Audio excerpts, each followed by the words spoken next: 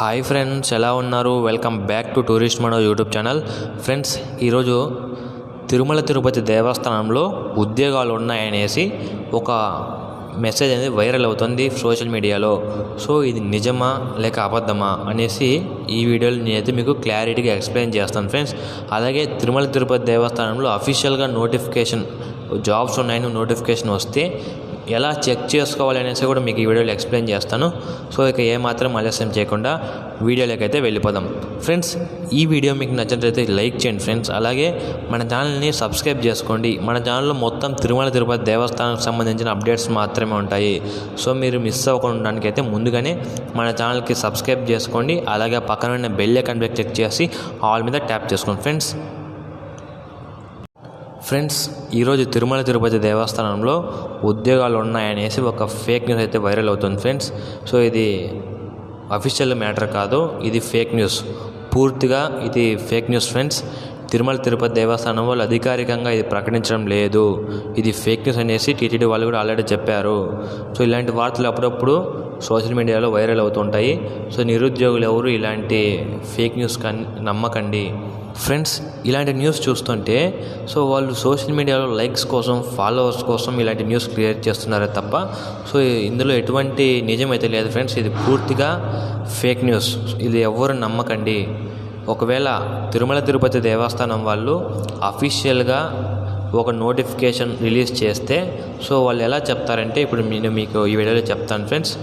First TTD official వెబ్సైట్లో release చేస్తారు. ఇప్పుడు మనం ఆ టీటీడీ అఫీషియల్ వెబ్సైట్ ఏది, సో ఎలా చెక్ చేసుకోవాలో చూద్దాం. ఫస్ట్ మీ గూగుల్లోకి వెళ్ళి tirumala.org అనేసి టైప్ చేయండి ఫ్రెండ్స్. అప్పుడు అక్కడ ఒక టీటీడీ అఫీషియల్ వెబ్సైట్ అనేసి ఒకటి వస్తుంది చూడండి ఇక్కడ.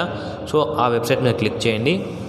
ఆ వెబ్సైట్ ఓపెన్ చేయగానే మనకైతే తిరుపతి దేవస్థానం గురించి మొత్తం ఇన్ఫర్మేషన్, మీకు టీటీడీ గురించి ఎటువంటి డౌట్ ఉన్నా కూడా అందులో ఉంటుంది.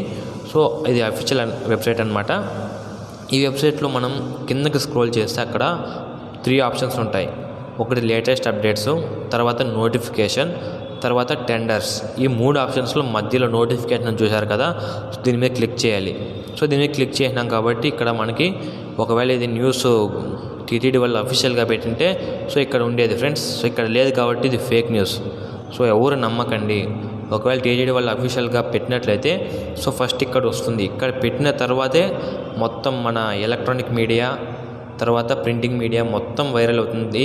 సో ఫస్ట్ ఇక్కడ వచ్చిన తర్వాతే మొత్తం వైరల్ అవుతుంది. కాబట్టి చెక్ చేసుకోండి.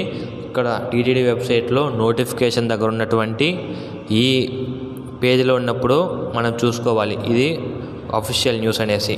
ఒకవేళ ఇక్కడ లేకపోతే అది ఫేక్ న్యూస్ ఫ్రెండ్స్. ఇప్పుడు తిరుపతి దేవస్థానం వాళ్ళు చెప్పారు కదా ఇది ఫేక్ న్యూస్ అనేసి. సో ఇప్పుడు దానికి సంబంధించిన అఫీషియల్ ఇన్ఫర్మేషన్ చూడండి ఇక్కడ.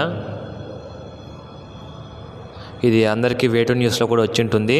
సో ఇక్కడ మీకు కొంచెం క్లారిటీగా కనిపించకపోవచ్చు. సో ఇక్కడ ఏమనుందంటే అలర్ట్, ఈ ఉద్యోగాలు ఉన్నాయంటూ ప్రచారం అవాస్తవం అనేసి మనకి టీటీడీ వాళ్ళు అఫీషియల్గా చెప్పడం జరిగింది. టీటీడీలో ఉద్యోగాలు ఉన్నాయని సామాజిక మాధ్యమాల్లో కొందరు పని కట్టుకొని చేస్తున్న అవాస్తవం ప్రకటనలు నమ్మి మోసపోవద్దని తిరుపతి దేవస్థానం విజ్ఞప్తి చేసింది. అంటే ఇది ఫేక్ న్యూస్. ఇది ఎవరో కొంతమంది అదే పనిగా టీటీడీ పైన విమర్శలు చేస్తుంటారు కదా, సో అలాంటి వాళ్ళు క్రియేట్ చేసిన న్యూస్ ఇది. సో ఇది ఫేక్ న్యూస్.